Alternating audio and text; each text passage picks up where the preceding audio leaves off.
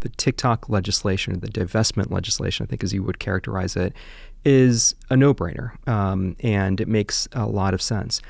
I actually, in a lot of ways, agree. I think that had we been thinking about this in terms of media ownership from the get-go, there wouldn't have been that much of a debate. I think also that the truth of the matter is that there are so many alternative platforms that, I'm sorry, if we're concerned about TikTokers' speech, they can move to Reels, they can move to YouTube Shorts, right. Whatever, or to startup, right? Right. I don't think that they have a great First Amendment argument. I agree.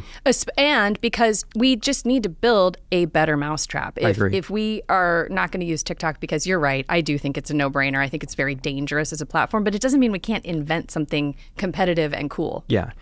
And no First Amendment issue, and I have basically zero interest in protecting the Chinese Communist Party's First Amendment rights in the United States, right? Same, hard agree. Right. So I think the problem that I have with the legislation is, perhaps kind of a communications issue, perhaps kind of a branding issue, but essentially, I think that the TikTok app will go away. That will be understood and characterized as a ban. As a consequence, the United States will join a club of app banning countries that I don't want us to join. China, Iran, and others. India, by the way, but India, robust democratic country, but on this stuff, somewhat problematic.